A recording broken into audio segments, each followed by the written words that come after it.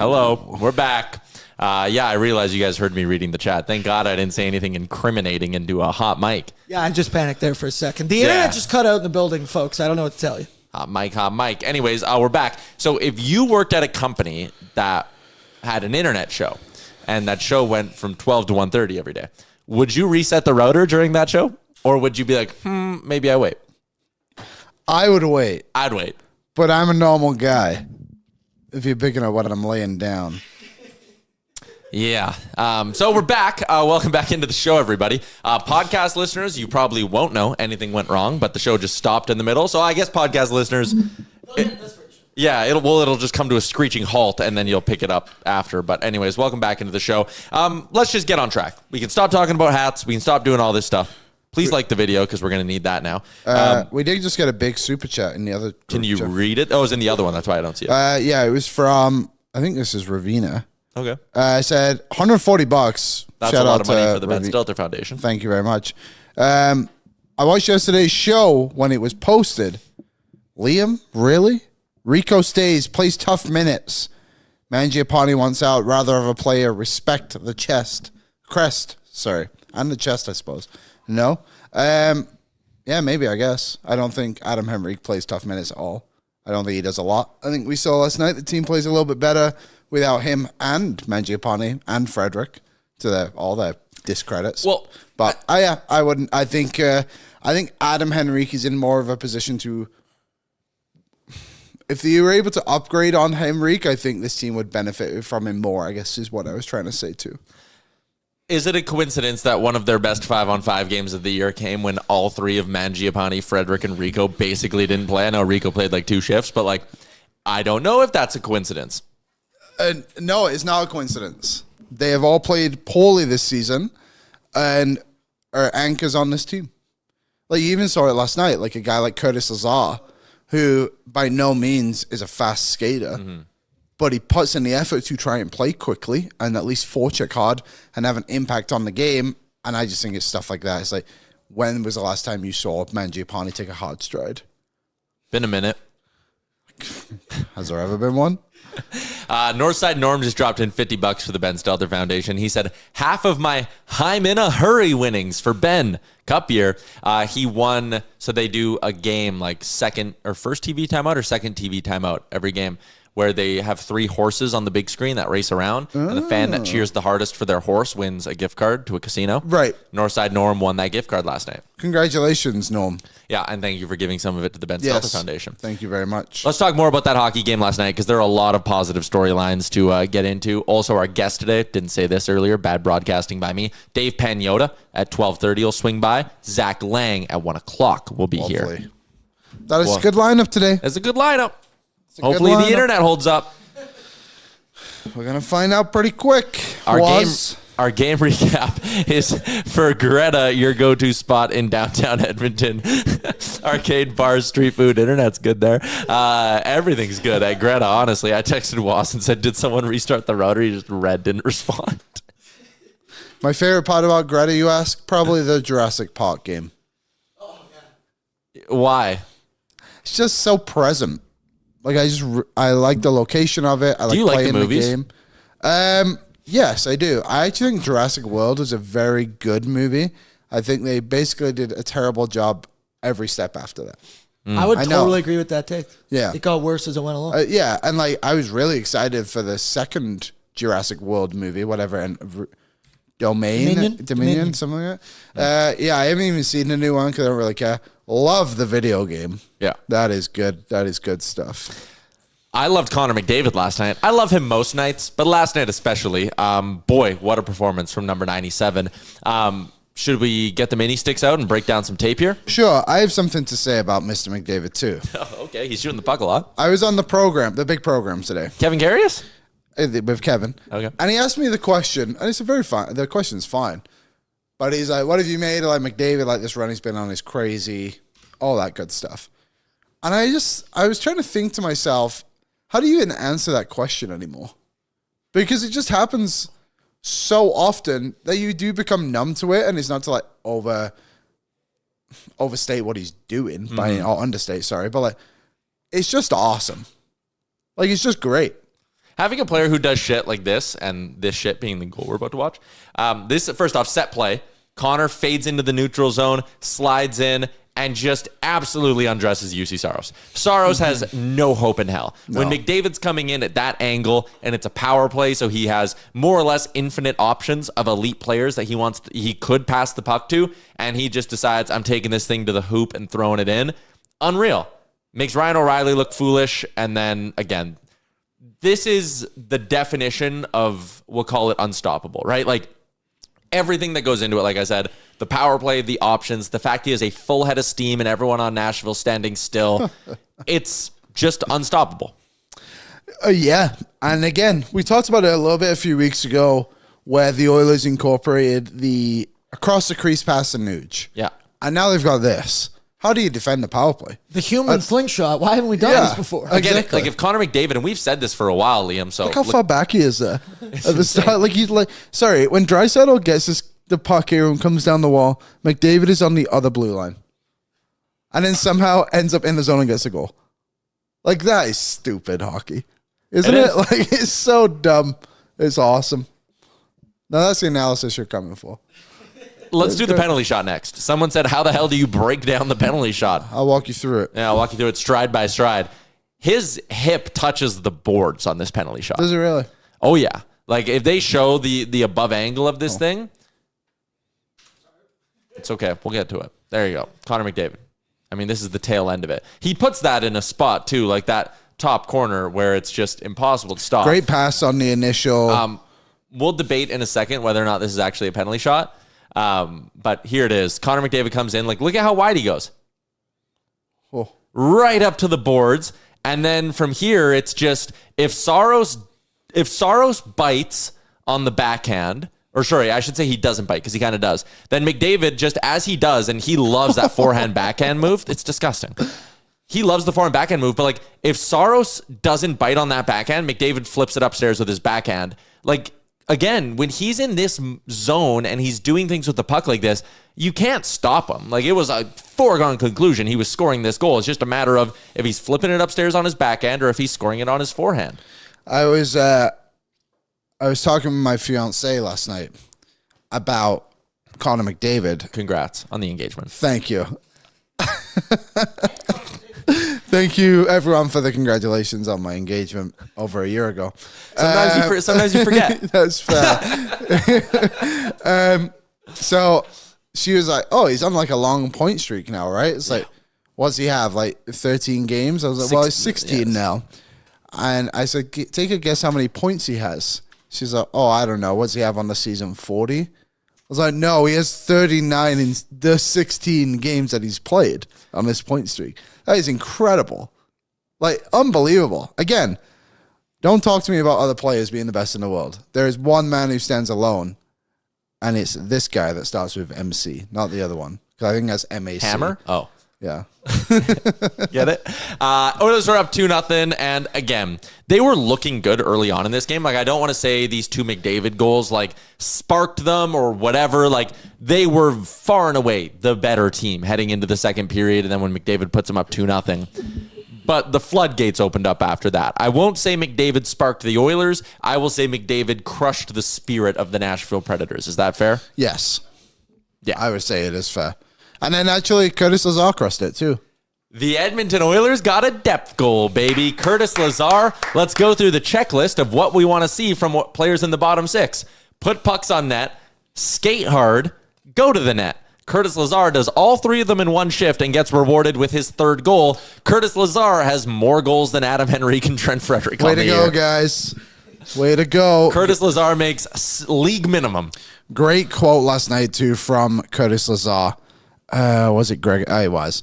Curtis Lazar after the game. When I scored that goal, I told myself I was going for the Molson Cup.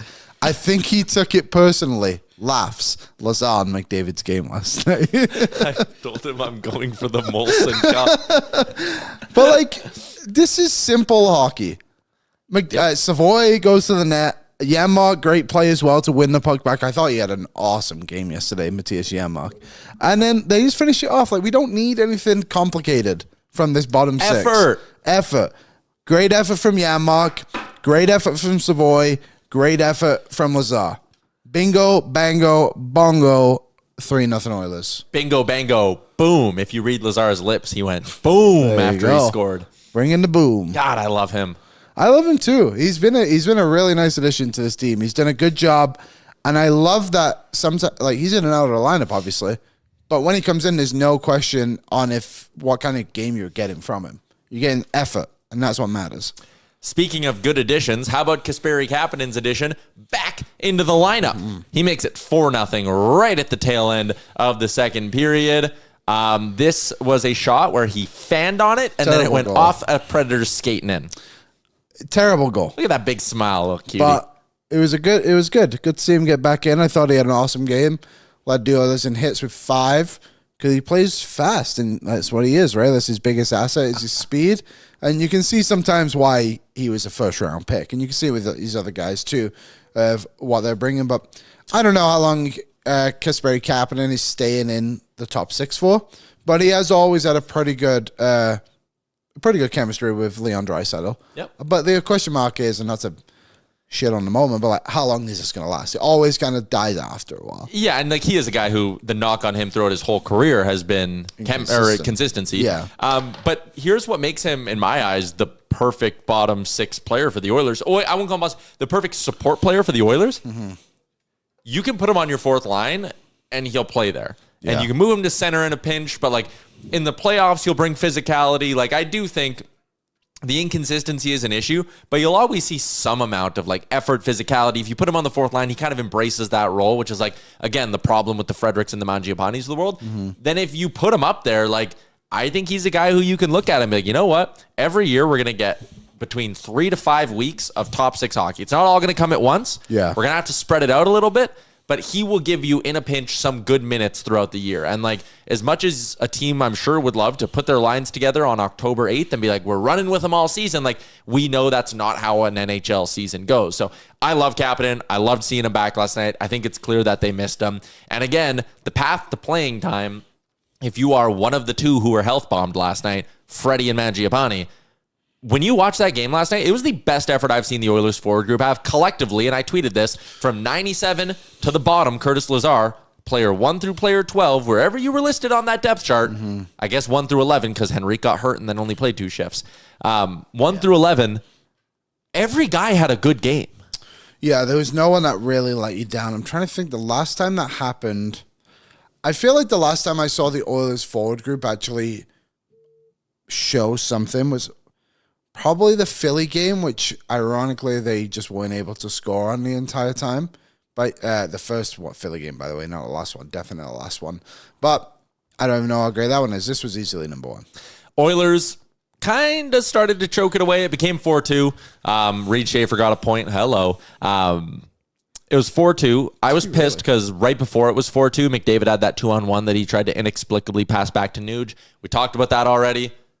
Whatever. If Connor shoots that puck, it might have been 5-0, and then it never gets close. But the point is, it did get close there for a moment, but then Leon Draisaitl sealed this one up. It was a great little feed by Kasperi Kapanen, who picks up his 2nd point of the night. It got deflected up. That threw off UC Saros, honestly. If this pass gets clean to Leon Draisaitl, Saros might have made the stop, but it got popped up into the air, and then Draisaitl, just being a world-class player, was able to hammer it 5-hole. So, you take advantage of the break. Leon Draisaitl finds the back of the net. Mayor of Smashville, 21st on the year. And then I left this game early, Liam. As soon as Connor McDavid scored, I clapped like this. And then I watched a few hats go onto the ice. A couple hit me in the foot, threw those over. And then I said, well, time to go home. I said, I'm not going to wait for them to shovel these hats off the ice. I'm going to go to the truck. And Connor McDavid, hat-trick goal. 3rd Oilers hat-trick of the season. Connor McDavid up to 28 goals. I am reminded of I placed, before this season, the largest futures bet I've ever placed in my life. Whoa. Responsibly. I bet Connor McDavid's over-under for the year. What was it, 36? 36 and a half. He's at 28 on the year now. Hello. I think he might get it. Think he might get it by the Olympic break, Liam. Yeah. That's fair. I also got him at 12-1 to score 50 goals this year. Still going well for you? Yeah, he's on pace now for what, 57, 58, whatever it is? Really? Or no. It can't be that high. 28 and 43 games. Okay, so he's on pace like 52. Yeah, okay. Somewhere in that range. Someone said they have more than 3 Hatties, do they? McDavid, Dry, Hyman. I'm not missing one, am I? I don't think so, unless someone snuck one in there that I don't know about. Someone said it's 4. Okay. Who's maybe the fourth? Let us know the fourth. Yeah, unless us know. McDavid has 2. Does McDavid have 2? He definitely. I think He does have 2. 2, yeah. Yeah, I was one against Seattle. Sorry, guys. Was that at home? Mm-hmm. All right, when they won 9-4 or whatever. That's stupid. 3 different players have hat tricks. There you go. Now That's my what stats we correct. meant. That's what we meant. Before we get to our guest, we do need to get to one thing, and someone in the chat said a couple minutes ago, did I miss all the Nuge love? No, you did not. Our Bright Dental Bright Moment of the Game. It's brought to you by Bright Dental. Whoa. Family dental office located in St. Albert. Open Monday to Friday from 8 to 8 hours that work for you. Bright Dental is a Blue Diamond Invisalign provider. Schedule your free dental scan today. Bright Dental offers a full range of dental services, including same-day crowns. Give Bright Dental a call. Book an appointment, 780-458-2333, or go to brightdental.ca. Our Bright Dental moment of the game is not the McDavid hat trick. It's not Leon Draisaitl's goal. It is Ryan Nugent-Hopkins getting assist number 500. He is about to play game number 1,000 for the Oilers, but the Nuge hit another milestone last night, and we have the video of McDavid making sure he gets the puck and then giving it to Ryan Nugent-Hopkins, and him, Nuge, they're all joking around on the bench together, just having a grand old time in the final minute of the game. Got a little head tap, too, there from Connor McDavid. I just love seeing the Nuge smile. I just love everything about Ryan Nugent-Hopkins. His first assist, do you want to take a guess on what game that came in and who it came against? No. You don't want to guess? No. Any guesses? Anyone want I to thought guess? you were asking if I knew. No, I don't. I'll say he got it against the Calgary Flames. October 17th, 2011. 2 days after my 14th birthday. Also, 2 days after his first career hat trick. Nuge had 4 goals before he got his first assist. No guesses. No one wants to guess who he got his first assist against. Was it Nashville? It was the Nashville Predators. Oh, my God. Should have seen that coming. October 17th, 2011, Ryan Nugent-Hopkins got his first career assist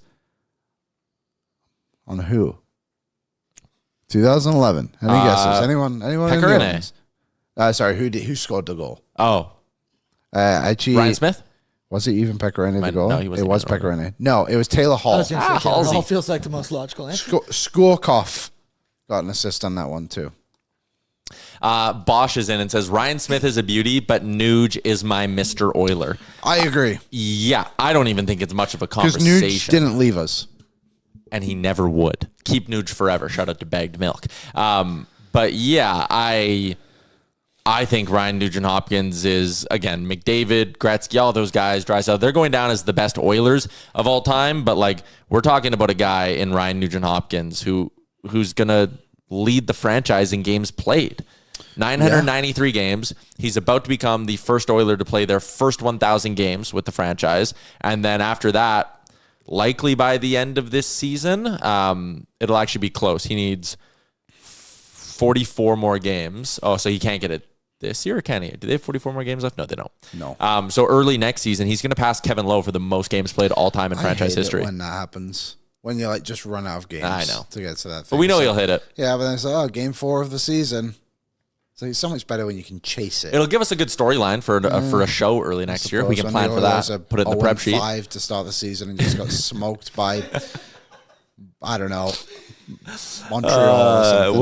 Will Nuge's 1,000th game, will Nuge taking over the all-time lead in franchise games played happen before or after we do our first Fire Knobloch segment next year?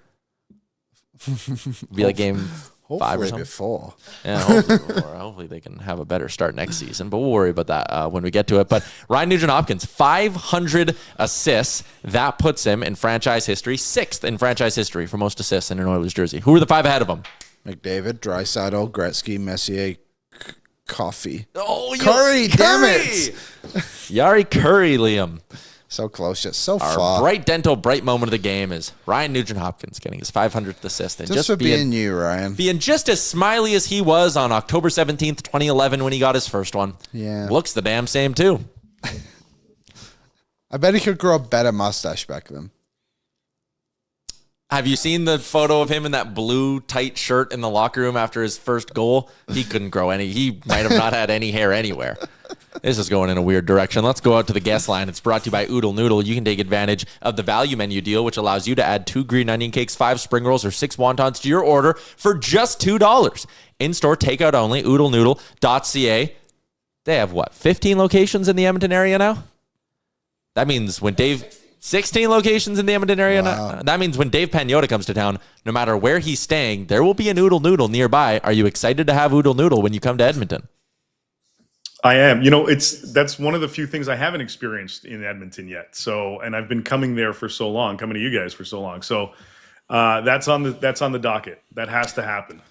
If you agree to come in studio for a segment, Oodle Noodle on us.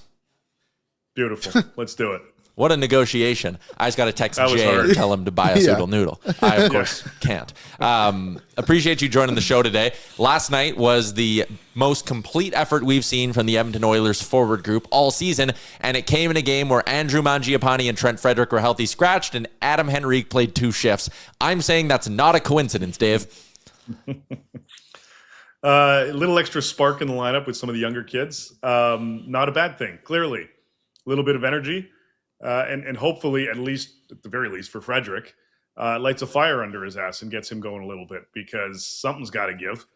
I'm surprised. I'm honestly surprised it's taken this long for them to go in this direction with him. But a little bit of competition never hurt anybody. So let's see how he responds to this. Mangiapane, we know they're trying to move, and Henrique, obviously, I don't know what the update is this morning, but hopefully it's nothing too drastic for him. But again, new life into the lineup. A little bit of extra energy, a little bit of extra motivation from some other guys that are getting a crack here. So let's see how they build off this. I think the word from Knobloch was that Henrique is going to miss some time. A little bit of time, he said, which could be a lot of time. Yeah, the Oilers like lying. Quickly, I know we have you on every week, but we ask you this every week. Any update on Mangiapane? Nothing with the goalies. No, we're good on goalies. That's the next question. The talks continue. The talks continue. They're still trying to figure this out and find a home. It's been a couple of weeks now, or a little over. So they're still looking. They're still trying to find a fit that makes the most sense, and they have to find the deal that works. At this point, I think with the agent's involvement beforehand, trying to find the right options. Now it's up to Stan Bowman to kind of figure out and find the right. I guess whatever the right deal is to make this happen, because I don't get the sense that whoever takes on Mangiapane is going to take him on for the full pop of his 3.6. That's not to say that they're asking the Oilers to retain, but they're going to have to throw money back their ways to kind of even it out. I don't know if they can get rid of the full pop. They're probably going to have to take back some, like I said, but that's what they're, I believe, trying to navigate right now and trying to decipher where the right options are and how do we make this a return that's feasible for us too? Like, I'm hogging all the questions here, but like if it was as simple as like insert team here threw up their hand and said, we'll take him for nothing, like the Oilers aren't digging around trying to get a 3rd round pick for this guy, right? I don't get the sense that the first part's happening. So I don't think there are teams that are saying, yeah, we'll take him for nothing. Because I do think there are teams that, like I said, are trying to throw back a little bit of money. They don't want to take on the full pop of 3.6 as much as the Oilers would like to get rid of all of it, or as much of it. That's what they're trying to figure out. So, and no, I don't think this is a scenario where they're trying to get back significant value in return for the guy. But at the same time, it's just has to make sense. The return has to make sense because there is obviously some value there. But at the same time, the primary motivator is to open up a roster slot and try to make it as economically friendly for the team cap-wise as possible. You're good? I'll go. Okay. Sure. So we had Hart on yesterday from Puckpedia, and we were talking about the idea of accumulating cap as well over the Olympic break, which the Oilers should be able to do, I think. If they get rid of Mangiapane. If they get rid of Mangiapane. Do you see there being a bit of a trade deadline before the Olympic break too, and a few bodies get moved to different places? Not just Edmonton, like the whole league. Yeah, the whole league. Yeah, league-wide, yeah, I do. I don't know how much activity we'll see. I don't think it'll be a flurry just because the market is so tight right now still. And we don't have a overly clear, defined seller's market. I mean, we know some teams, obviously, but you want to have more than 4 or 5. You want to try to have this trickle into the 7, 8, 9, 10 range, ideally, so that you've got different options here. I do think there are teams, and talking to some GMs, and on the Rundown Insider Edition, we've got Matthew Darsh, the GM of the Islanders, excuse me, that we chatted about. I asked him about that. Is there extra motivation to try to get something done sooner ahead of the Olympic break to get guys kind of acclimated to their surroundings, get them eased in rather than just thrown straight into the fire? The answer is yes, but again, it's a matter of finding the right deals, not just for his team, but just league wide. So I think we'll see activity. I know Vancouver's trying to make this Kiefer Sherwood situation kind of come to an end. So we'll see where that goes, if that does evolve in the next few days. They'd like it too. I think he would like some finality to the situation. But is there a bit of a domino effect that's going to kind of go along with that? That's also the other thing that we'll have to wait and see. Is there what trickle effect comes in once the first deal actually goes down? But yes, I think we're going to see activity this month and going into the roster freeze, which kicks in on February 4th. So the league is everyone's so close to each other right now in the NHL, of course, and I'm sure that's playing a factor in trades and everything too. But is there, let's just say, a couple of teams that Oilers fans should be looking at, being like, we want you to lose hockey games for the next couple of weeks here because we need your players to become available? Seattle. Seattle, yes. This is just Liam finding a different way to ask about Jared McCann. Like, what are we doing here? There's a few. I think Seattle's one. I think some teams are looking at San Jose. Some teams are looking at Columbus out east. They've got a few pieces on expiring deals, and they just threw Mason Marchand on the IR today. So we'll see kind of how the rest of their month goes.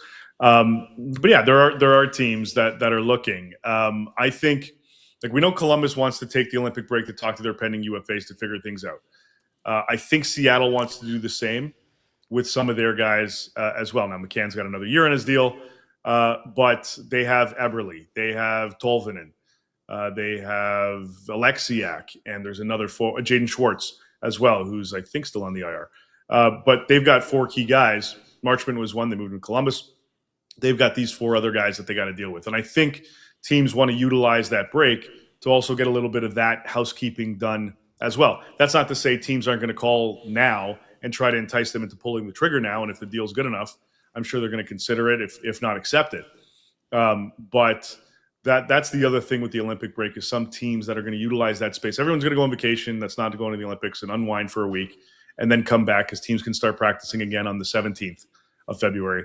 And then utilize some of that time to figure out, all right, who's staying, who's going realistically, and all right, whoever's not going, we got 12 days to the trade deadline to figure something out. Mm-hmm. I want to ask you about a couple of teams that are struggling around the NHL. The Winnipeg Jets, though, are one of them. It has gotten ugly there. I believe they haven't lost 10 in a row since they were the Atlanta Thrashers. Like, it's bad. Are they going to try salvage this, or are they just going to kind of wave the white flag and go, you know what, not our year? I think they're a couple weeks away from that. And they don't have too many pieces to sell off, like in terms of guys on expiring deals. Now, I did mention on the Rundown Insider today that Luke Shen, I believe he hasn't asked for a trade, but I think he's going to welcome a change of scenery.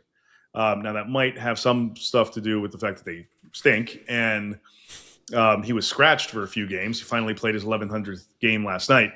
But I do believe he's open for a change, to move on, go to a contender, and help somebody chase a championship. So we'll see if anybody follows suit. They have, I think, Nyquist is on an expiring contract.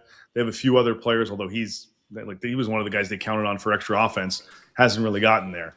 As much as we want to throw this on Hellebuck for missing a chunk, they can't score beyond the top line, and that's been the biggest issue for this team. How much that goes on to Scott Arniel and the coaching staff, we'll have to wait and see. I believe there is some heat surrounding him, but he's got a few more years on his deal. So I'm not sure if they have an appetite to go in that direction versus trying to find something to supplement some of the secondary scoring. And that's in the hands of Kevin Cheveldayoff, their GM. So we'll see kind of how things go. Would they like to add? Yes, but they're not going to enter the rental market. They're going to be a team that's going to try to look towards the future, and the future being next season and on. For ththose types of ads.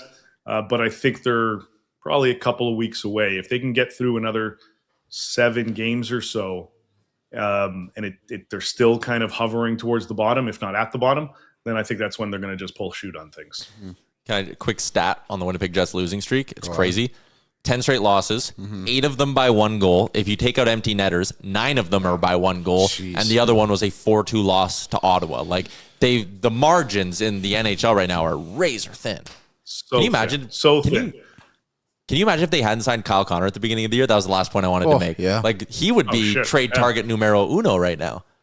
Yeah, absolutely. It's they're lucky. But B, yeah, like it just shows you how tight things are, and that's why if you don't have those secondary scoring options, if you don't have those extra pieces to help provide some offense, you're screwed.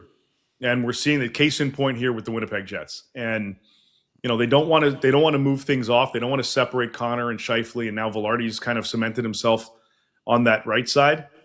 Fine. But the rest of the team just isn't contributing. So they're trying to figure out how the hell to do that. And it just goes to show you what 1 or 2 goals could really do for a team in given situations. The Jets have been on the shitty end of that stick.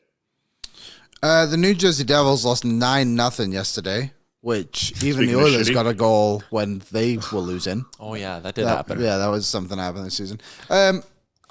They obviously just can't let that fly. Like, what's going to happen in New Jersey now? That was a give-up game. They just gave up.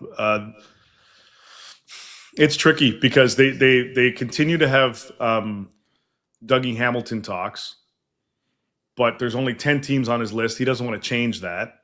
The options are really limited because when teams have preferred trade lists, they get a little bit strategic in which teams they select.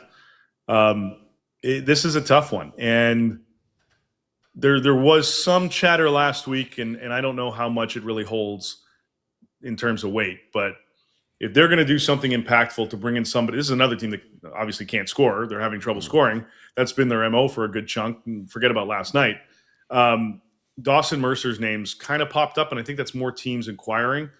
But if they're going to make an impact type addition because of so many guys with no trade clauses and security, he doesn't. Can you package him up and bring in a legit star coming back to Jersey? So that's kind of like there's been some chatter about that. I don't know how in depth it's gotten, if it has at all.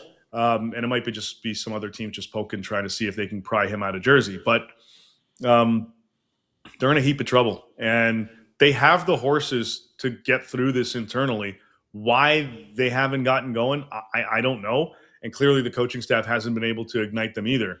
But there's enough star power there, you'd assume and presume, on paper at least, that they'd be able to get out of that funk. Now, they're only, 2 points back, 3 points back of a playoff spot in the East.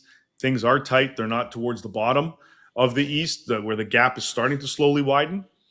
So, as much as it's been a rough patch and it's a big stamp of how shit they've been lately based on last night's game, but you don't want to just start making panic moves and feed into the frenzy of the New Jersey fan base. You kind of got to let things kind of simmer a little bit because right now they're just way too hot. I got one more, and I should have asked this last week, but I'm a week late on it.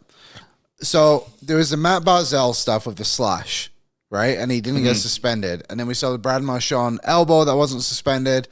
Those 2 incidents happen, then all of a sudden 2 players get suspended on the same day who are just not stars in the league. What was it? Logan Stanley and someone on Calgary. Beecher, John Beecher. What do you make of the Department of Player Safety this season? Because I think what Barzal did was fine in terms of the circumstance. He saw his star young defenseman get a knee, and then he takes action to it. But the league can't allow that to happen in the same breath. Can't go around two-handing guys, yes, even if it's justified. Happen. What did you kind of make of this whole situation?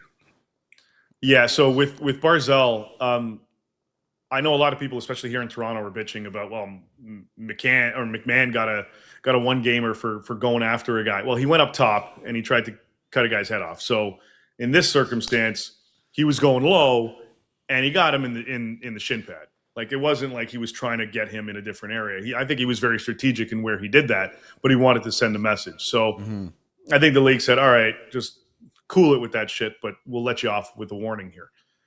The Marchand thing, I'm surprised. That one really surprises me. I thought he was going to get something for that on Matheson. They play on Thursday. We'll see. Marchand didn't finish the game in Toronto yesterday. We'll see if he's playing tomorrow. But that one looked a little like, okay, I didn't like that. I didn't like everything around that. I thought he would have gotten at least a game for it, 1 or 2, send a little bit of a message. And he's been better overall with that kind of stuff. He's towed the line pretty well recently. But that one, for me, I wouldn't have let that slide. The other guy's getting 1-gamers. You can't just sucker punch a guy in the face while the ref's there. So I find those warranted. I'm fine with those. I'm fine with the 1 game. And I'm fine with Barzal not getting one. I'm not okay with Marchand not getting anything for that. And the hell with the $5,000 fine. He should have gotten a game on it. And they didn't. So we'll see what happens in those types of situations moving forward. But I'm disappointed that they didn't levy anything on him. People in the chat are calling it the Department of Panther Safety. That's very funny. That's a good play on words. But I just don't understand, like, it's an 82-game regular season. Why they're so, like, hesitant to just, like, throw out 1-2 game suspensions. Like, it's not – that's an easy way to send a message. Yeah, the other thing, too, was the Winter Classic was coming up, and, you don't want to make that as the reasoning, but if you read between the lines, like, you want Brad Marchand out there in the Winter Classic. It helps with ratings. It helps with marketing. It helps with all that crap tied to it. So I get it from that perspective. Doesn't mean it's right. But then he could have worn a white suit and brought the Stanley Cup out with the other Panthers who weren't playing in the game. In the indoor-outdoor game. Have you ever been to that ballpark? I have. What a shithole. It's not a bad park. Yeah, it's a warehouse. It's just, it's not. The location's weird, but it's not the worst park. Like Tampa's garbage. That one's horrible. I went to an Oakland game. I think it was me and 4 other guys total for that. Like that was interesting. But the ball, it looks like the Winter Classic is going to be in Utah next year. The league has an announcement coming up in what is it? Let's say a little over an hour. And they're doing it from their stadium, whatever the stadium is there, right there in Salt Lake City. So likely Winter Classic there in Utah and Salt Lake next year. We've got the Stadium Series game in Dallas at AT&T Stadium, and then the Heritage Classic in October, Winnipeg and the Habs. So we're getting back to at least 2 of the 3 will be wintry. What did the league think of the Winter Classic? Because it didn't look good from what I saw. But there were open seats. Yeah, it didn't look great. Well, it was sold out. So they're happy with that. Look, the optically, some of it was cool. The intros with the Panthers coming in Miami Vice style and Ferraris, like, that's pretty cool. And that's that's like those types of things. And the Rangers coming out in all whites, like those kinds of things are going to, that's what they're going to use to help promote this. That's how they're going to market these types of events moving forward. They're going to remind everybody of these cool little snippets, not the fact that it was kind of weird inside that stadium. Now, I didn't go. I'll be at the Stadium Series in Tampa on February 1st between the Bruins and the Bolts at Raymond James Stadium where the Bucks play.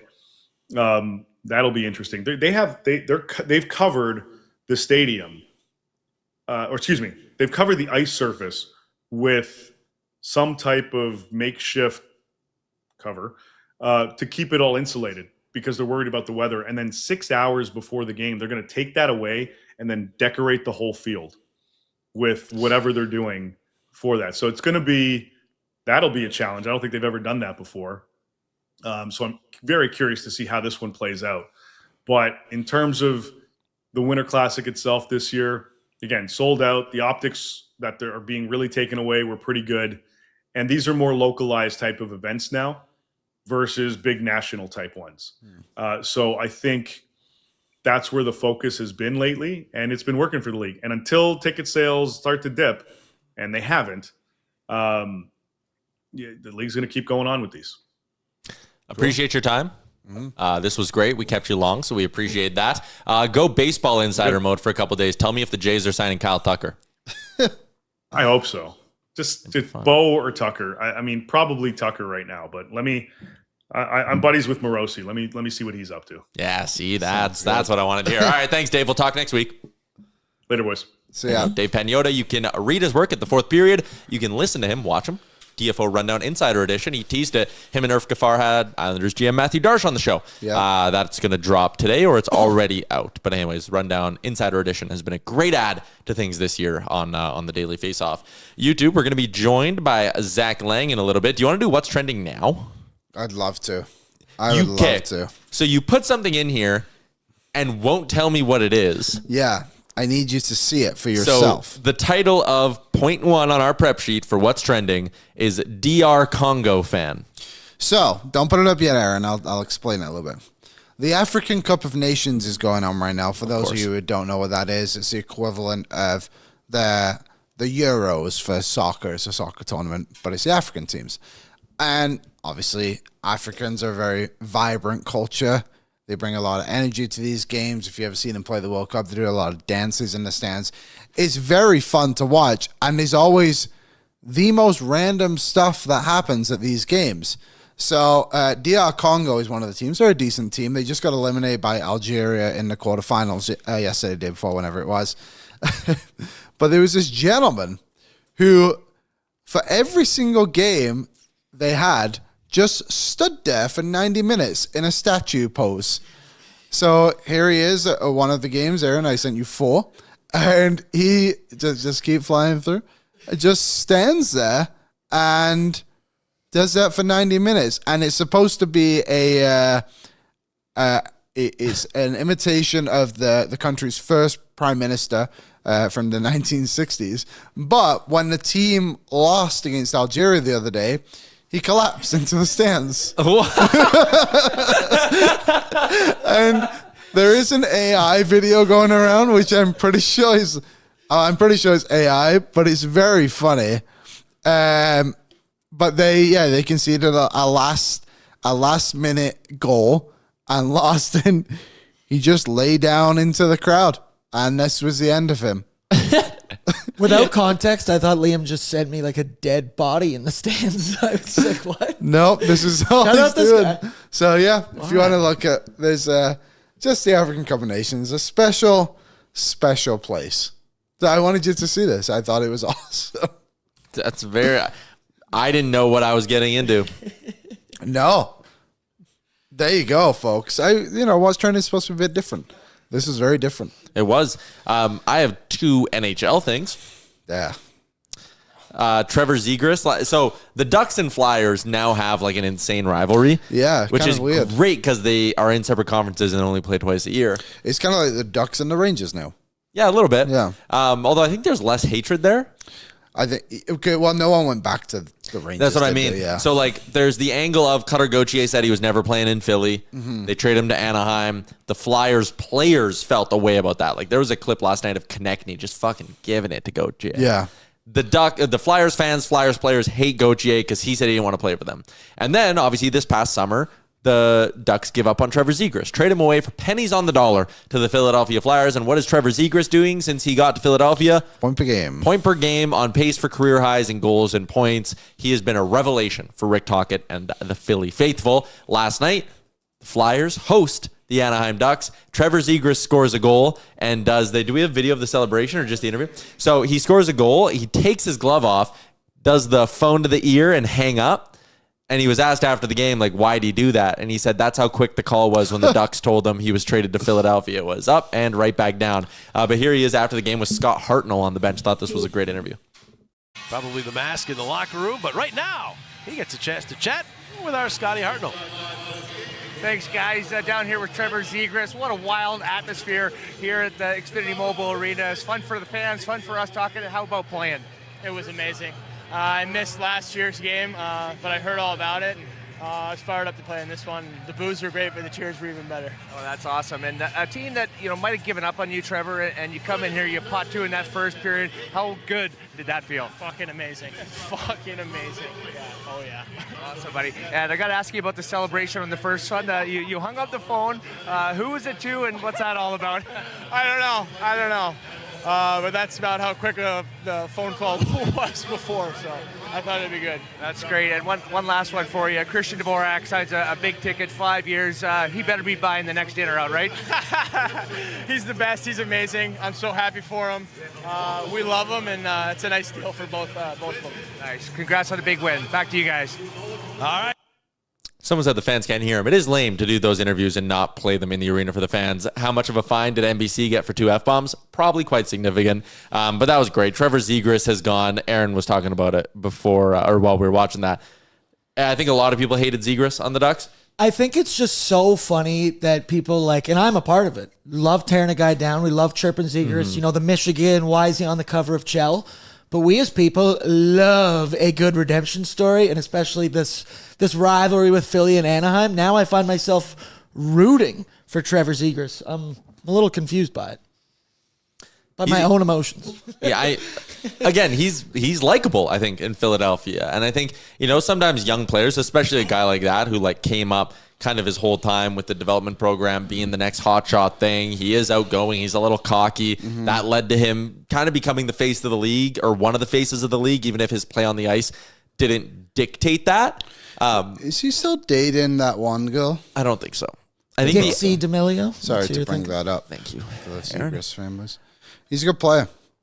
They're considering they're going for Ryan Paling. I think they got the better end of the deal. I think there's a lot of teams right now who are sitting there going damn it. I think I said, I was like, they should look at him. Yeah. He's a free agent at the end of the year. You RFA? Or did he get an extension? He doesn't have an extension. Oh, he hasn't had an extension, Philly. I'll double check that. Zegras, end of this season, is an RFA. 2 years away from unrestricted free agency. But, they're loving him, and I think they're probably going to try to sign him pretty long term. I wonder what that deal will look like. Johnny and Colby had a big debate on it today on Morning Cuppa. Well, I think they thought he was a UFA as well. So that kind of changes things. But Colby said 10 to 11 million. Interesting. I don't see that. I could see high nines. I think around a 9 million. What's his name? Johnny said maybe around 8.5. But again, they were debating a UFA, so they got a little bit heated. But I don't think really Johnny and Colby got heated. I know, it's hard to believe. That's so unlike them. I have one other thing for what's trending. Shoot. Adam Henrique obviously got hurt yesterday. Yeah, we didn't talk about that enough. No, but we have the video of when we believe, well, not when we believe, this is when he got hurt. You'll see the play come back around here. This was early in the first period, and he blocks a shot right here. Off the foot? All right, off the foot.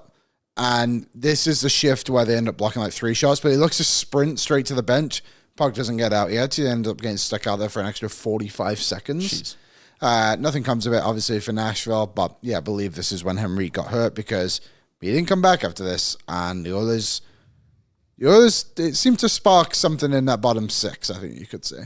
Yeah, because a whole bunch of guys in the bottom 6 ended up having just awesome games. And I'm saving some of the conversation for Zach, but it's funny that yesterday we had Hart Levine on from Puckpedia to talk about how are the Oilers going to handle all of their salary cap stuff. Doesn't matter. When, it just solved itself, right? Yeah, it does. It really does. The Andrew Mangiapane thing of no one wanting his contract is interesting layer of all of this too, but I don't know. I think they got to figure this out. All right. Our boy Zach Lang is going to stop by. See? We're going to get him set up. Aaron, let's put up the "We'll be right back." Give us 60 seconds, everybody, and then we'll be back with our friend Zach Lang.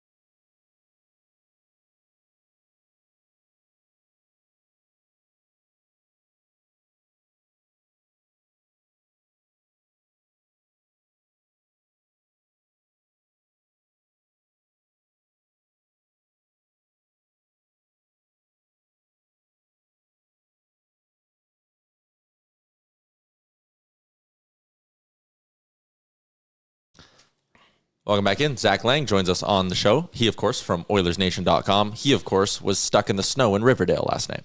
Yeah, that was a great time. How is the city not getting these roads cleaned? Yeah, I have no idea.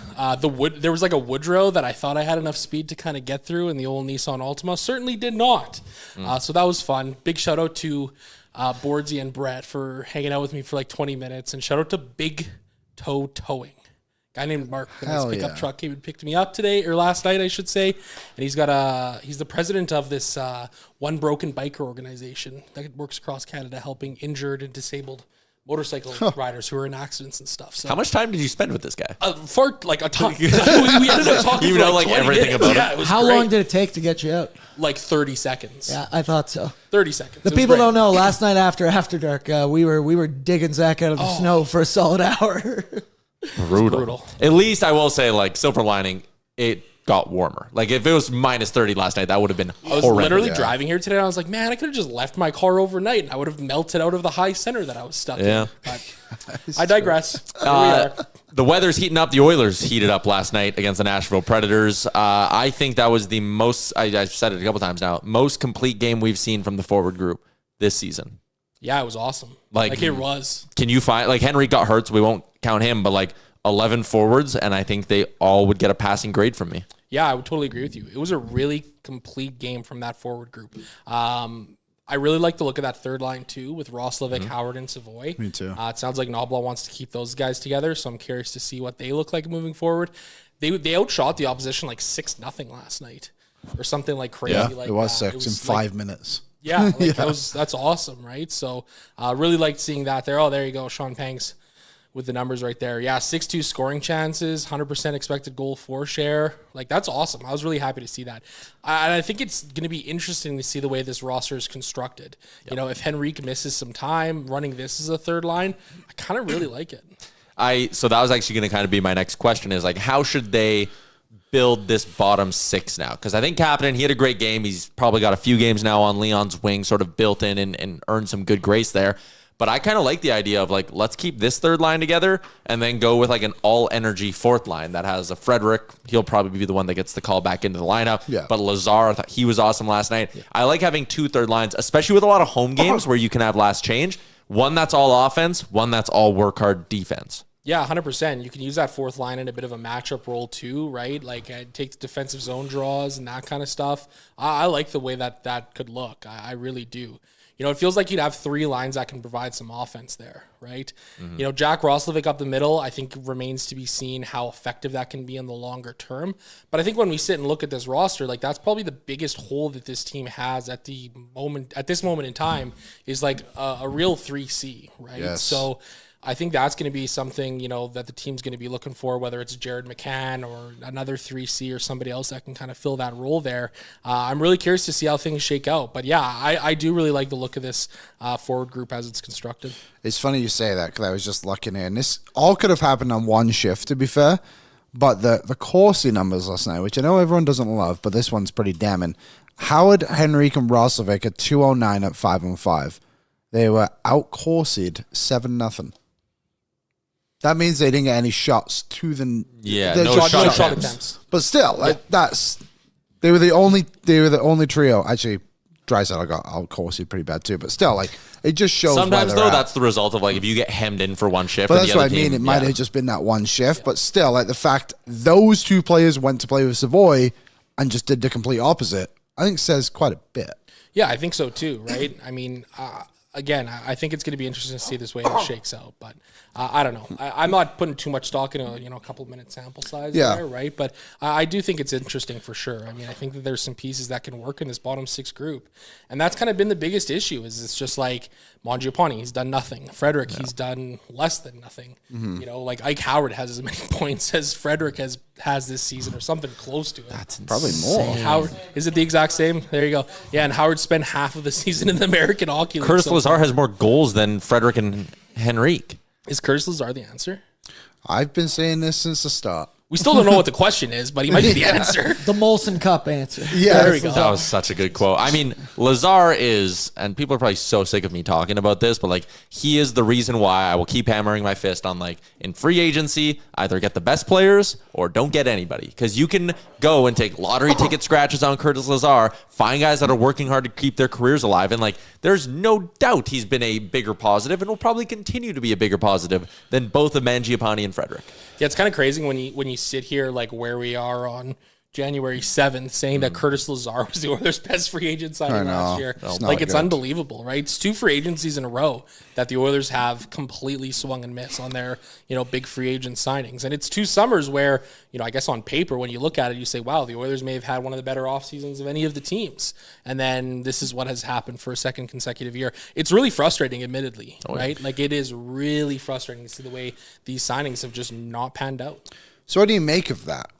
Like, obviously there's a lot on the pro scouting right now, a lot on the coaching. I honestly put it down to the players. I understand the side of it. It was like, well, these are the players we identify to be part of our team. The staff clearly sees those players as like fits, obviously. I think the only one that I would say I would like, let's just call him these like random forwards. They bring him 3 or 4 million. Like Jeff Skinner got a raw deal here. I actually thought he was decent for them and he just kept getting pushed out of the lineup. But like Victor Arvidsson, you question his effort. What's his name? Mangiapane. Question is, that's how good he is. Trent Frederic, you question his effort. And it's just like, when's it come down to these guys actually trying to play hockey? Like, look at Lazar. Like, he's not that good, but he busts for you every single night. Bullets busting. There you go. Shout out Shoddy Mills. And that's like why Rick and I got in a big fight on Owen Ari yesterday, because Rick's like, they're in a slump. And I'm like, it's been 40-some games, and my problems with them are effort-based. I don't know if I'm willing to just say it's a slump for these guys. 100%. I totally agree with you. I also think that some of it comes down to, like, the coaching staff and the way they're utilizing these guys. Yeah. Where did Trent Frederic start the NHL season? First line. First line. Is Trent Frederic a first-line player in the NHL? Nope. No. Has he ever been? No. Andrew Mangiapane, where did he start the season? Top 6, second line with Draisaitl. Yeah. Is he a top 6 winger? Nope. No. Right? I think it like there's a certain element of it where the coaching staff hasn't necessarily put these guys in a position to succeed. Yeah. Especially early on in the year. Now, granted, we are halfway through the bloody season here, and both of these guys have spent the majority of their time in the bottom 6, but it has felt like there has been an issue with proper utilization of some of these guys. Like, look at Victor Arvidsson, the exact same thing, right? He came in, he was supposed to be a top 6 guy. Is he really a top 6 guy? No, not really. He's a third line scoring, checking kind of a winger, right? Even like Jeff Skinner, I totally agree with you on that, by the way. Like, I think he got a bit of a raw deal here in Edmonton. I liked what he did for the most part. But again, like, that was another situation where it was like the utilization of him just didn't make sense. He is a top 6 winger. He can play in the top 6, yet was continually either health bombed or put on the third line where he's asked to play a role that he doesn't really play. Like, he's not a checking winger. When has Jeff Skinner ever been a checking winger? And they're trying to turn him into that. Like, it's the old saying, right? You can't teach an old dog new tricks. It's a little cliche, but I also think there's some truth to it, especially with the way the coaching staff has utilized these guys. I think one thing that all those players had in common before they came to Edmonton was, and you heard it from the staff, they can score at 5-on-5.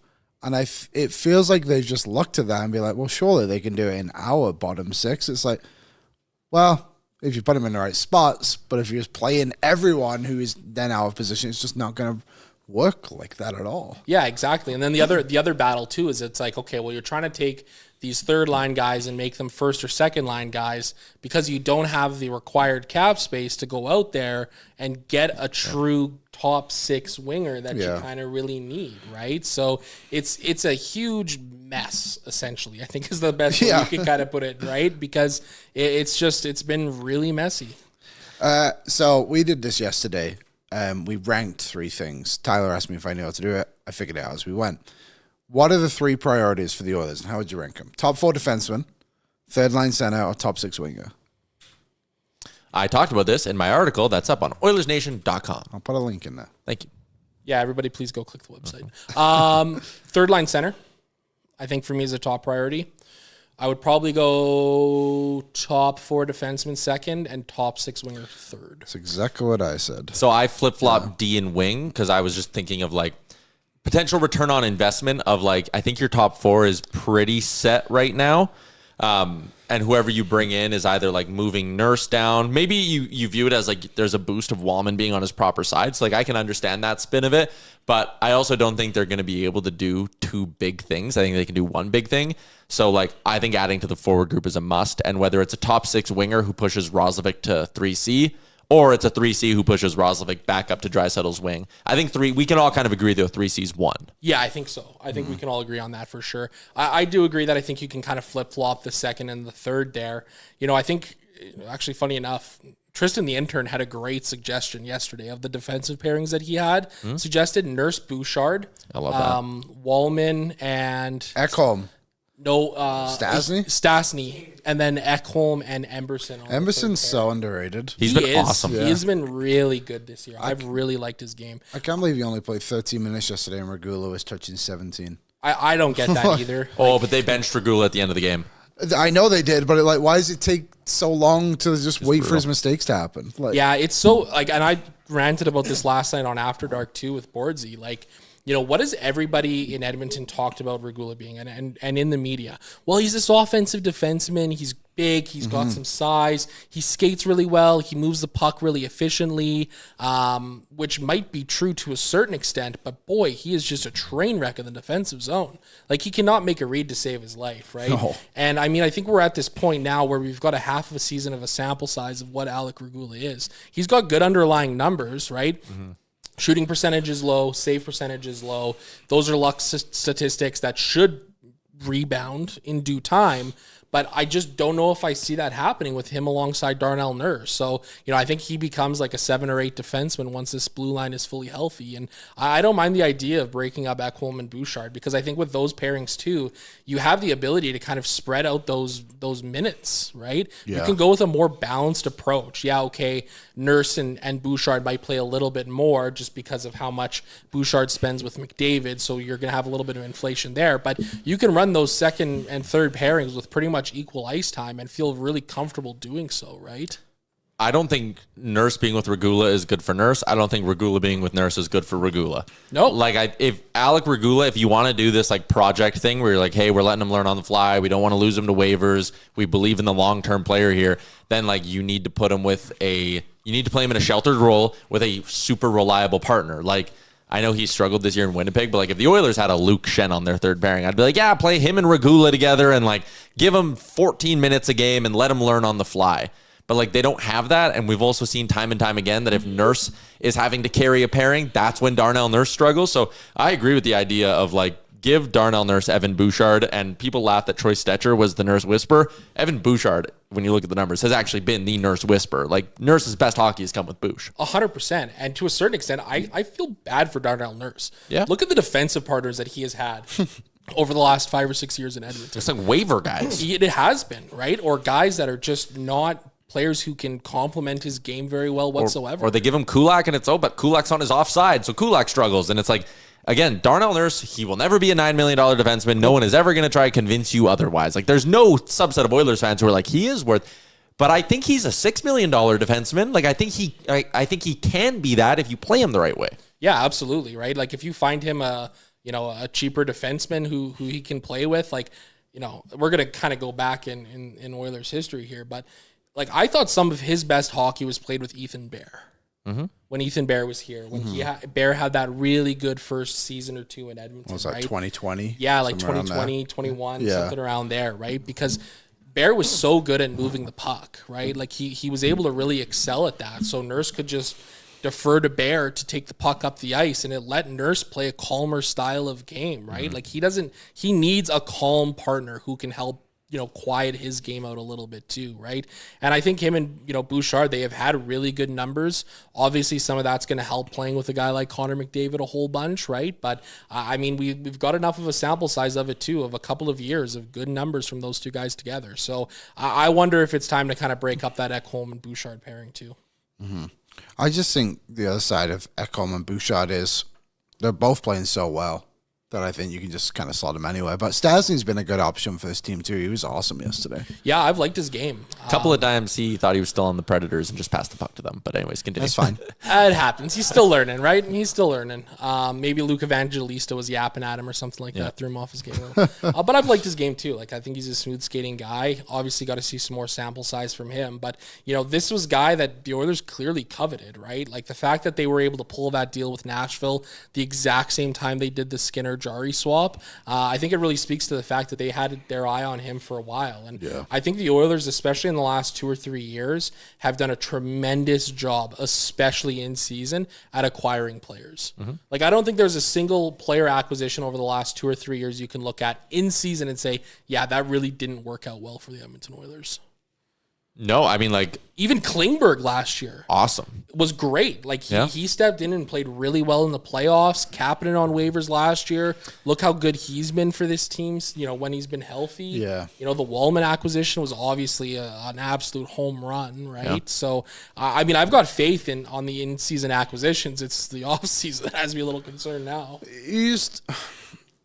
You're always going to get better players when you trade for them, I think. It's kind of the idea of it, typically, right? Yeah, I mean, especially with the cap continuing to shoot up, teams are going to be keeping their free agents. There's not going to be a lot of teams who are just looking to like, oh, man, we got to get rid of this guy because we don't have $4 million in cap space. Like, the new currency as we move out of the flat cap world, the new currency is going to be actual assets that you have to trade because everyone will have cap space, but everyone only has one first-round pick every year that they can move on from. So that's where it'll be interesting to see how Bowman attacks the deadline. Lance put in the chat. This show loved to shit on Klingberg.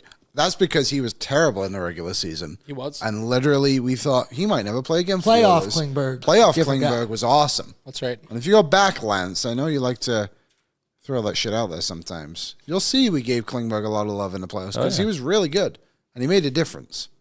But he was terrible in the regular season. He was awful. Great in the playoffs.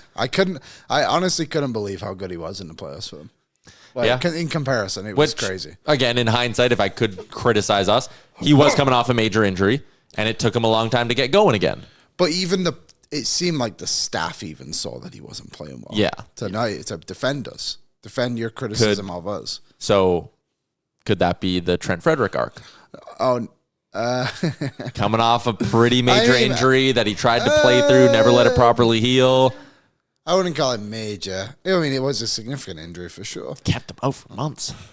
It wasn't as bad as Klingberg's. I know, but he was trying to play through it because I think he was like, oh shit, I'm in a contract year here. I better try to get something on tape. Yeah, and that's fair. And I do respect something on tape. Which is kind of hilarious because the Oilers saw the tape and were like, 8 years. Yeah. The tape was horrendous, and the Oilers were like, you know what? Good enough. You tried. I'm in. I mean, let's hope so. At the end of the day, he's here forever. I'm really hoping. Like, I really want to root. I really want to root hard for that guy. I think he's likable. I think he could fill a role here, Frederick. I agree. I want him to be good too. I do too. Like I love the concept of Trent Frederick. Yeah, I love the idea of Trent Frederick. Right? People keep roasting me. I keep getting tagged and stuff where people are like, "Oh yeah, he was your dream deadline ad." I'm like, "Yeah," because he was a 27-year-old. Bottom six player who was scoring 18 basically even strength goals a season in Boston playing on the third line. Like, how could you have looked at that guy's numbers and not been like, holy shit, that guy can grow with you? Like, oh my God, he was beautiful on paper. It's just the on-ice result is putrid. The sports people that go, gotcha, after you put out something in the moment is such bullshit. Oh, I know. Like, come on, grow up. I wonder if he's the 3C. Maybe. Tomorrow? No, I think they're running Rozovic tomorrow. But, like, I think the plan always was that, like, yes, Trent Frederick is going to be, like, this forever third-line center that we have.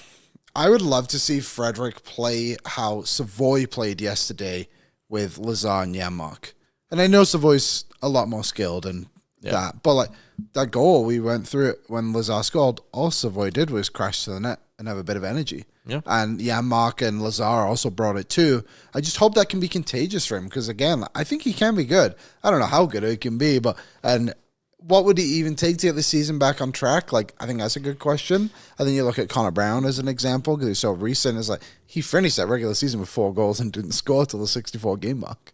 That's quite remarkable. Really. Trent Frederick can redeem himself in the playoffs. Like, I think, whatever he does in the regular season, I think everyone will be like, eh. Like, if he went and scored 10 goals in the back half of this season, that'd be great. But then was dog shit in the playoffs, everyone would still view the season as a failure. Yeah. Whereas if you flip that, if he's dog shit for the rest of the regular season, but scores 10 goals in the playoffs, or not 10, 6 goals in the playoffs, everyone's going to be like, all right, he's a playoff guy then. Mm-hmm. Yeah. Yeah, and that's fair. He's an expensive Matthias Janmark. My God, we need more of those guys. Yeah. Yeah, he's a playoff performer. Mm-hmm. All right, wrapping up the show for Bet365. Download the app today. Use the promo code NATION. Whatever the moment, it's never ordinary at Bet365. Squad ride today with Pat Puff's San Jose Sharks money line pick from DFO Live. They're plus 205 on the money line. They're in LA, but LA is 7-13 straight up on home ice this season. The Sharks are 9-10 as a road team, 6-4 in their last 10. I think I'm all in on San Jose at plus 205 tonight. I kind of like that. It's a great spot. The Kings have not been good this season. They might only get into the playoffs because the West is painfully mediocre. Mm-hmm. Like, you have the big dogs, like Edmonton's going to work their way into being a big dog. So is Vegas. The Central 3 teams are the big 3 in the Central. Everyone else, like, look at who's fighting for playoff spots. Seattle, LA, San Jose, Anaheim, Utah. Nashville's somehow back in the mix. Anaheim's lost 7 straight? They have 1 win in their last 10 games. Outscored 1,000,000-2 in that time too. Like, they've cooled right off here. 1 million. Yeah. A lot of goals. I actually didn't know they had fallen out of a playoff spot. That's kind of wild. Only the Oilers have more regulation wins than them now, by the way. Yeah. Only 4 of the 16 teams in the West have a positive goal differential right now. Edmonton, by the way, not one of them. They're at dead on 0. Every team in the Pacific has a negative goal differential. I look forward to all of the narratives the rest of the year from the Eastern media about, there's only one the Pacific Division because look at the rest of the Pacific Division. And while the Leafs I'm calling it the most competitive division in the West. Competitive for the first overall pick? Depends where you look at it. Got a couple teams in there that could make a case. God, can you it is annoying that 2 of the worst teams in the Oilers division, the conference play in the Oilers division. It just eliminates sellers. Yeah. Like Calgary, I don't think ever would. Vancouver obviously would. Like, we've seen it. And we probably will see it soon. If you're picking up, I'm laying down. If Calgary does sell, I am all over Blake Coleman. You like Coleman? I love him. I love Do you know Coleman. he kicks pucks into that too? Doesn't just put him in his throwback step. reference. Hey, we'll take it. He's a guy who I would be very interested in if the Flames decided to sell off. Him and Janmark will have to bury the hatchet. That's true. Oh, yeah. How would we handle that? So you can go get a Donaire. He's scoring at a 26-goal pace this year. Mm-hmm. Last year, he had 15 goals. 11 of them came at shorthanded or even strength, 4 on the power play. Year before that, he scored 30. 27 of them came away from the power play. 4.9 this year and next. I'd pay a lot if Calgary kept some money. Oh, yeah. For Coleman? Oh, yeah, that'd be sweet. Me too. Like, if they were willing to retain 50% on that deal. And you get 2 years of him. That would be really nice. He's a little older, 34. I don't think he's the quickest guy anymore, right? Mm-hmm. But an energy player. He lays the body a little bit. He's a vet. He's a leader. Won the cup with the Lightning a number of years ago, right? Twice. Yeah, that's right. Twice. I couldn't remember if it was once or twice.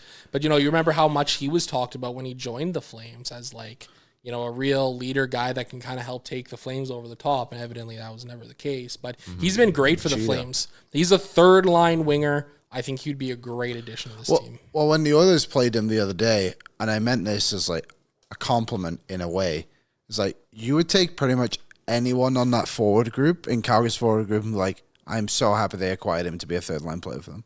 Yeah, there's a lot of... They got a lot of decent players. Because they got a lot of guys that put the effort in. Yeah. We saw that. Look at Lomberg, Klapka. Look at the games they had. Ran our show that night. He was that's so ridiculous. Good. He's a fourth-line winger. How do guys like Mangiapane and Frederick sit there and see what Klapka did to the Oilers and not get that fire in their belly to do the same thing? But this is why I'm so pissed off about it is how did those guys not get the fire in their belly after they watched Connor Clattenburg come up and do it? A 20-year-old kid who... Max Jones. Yeah, these guys come up and do the job and then still it's just, I don't know. That's what's frustrating for me. But anyways, let's play a game of, is this a real player in the Flames lineup or did I make up the name? William Stromgren. Oh. I mean, he must be Swedish, I would assume. I've never heard of him. Real player. Yeah, it is a real player. I've never heard of this guy in my life. William Strongman. Looked up Daily Face out. He is Swedish. Good job, William. I mean, Drafted a couple of years ago. Second round pick, actually. really? Okay. Pretty good years in the American League. Shout out to him for getting his way up to the NHL. He is making his NHL debut tonight. Congratulations, William. Sure. Welcome to the show, kid. And All right. to the Strongberg family. Yep. Zach, appreciate you popping on. Thank you for doing Flames this today. Nation, that's as much as we talk about that. Yeah, that's the extent of our Flames Nation talk. Thank you, Zach. Anything new coming on the site in the next little bit here? Nothing revolutionary, no, but we are talking about doing something pretty fun in the lead up to Ryan Nugent-Hopkins' 1,000th game in the next couple of weeks. Yeah, 500 So, assists last night. Yeah, we've That's got that exciting. coming up. Still doing the top 100 right now.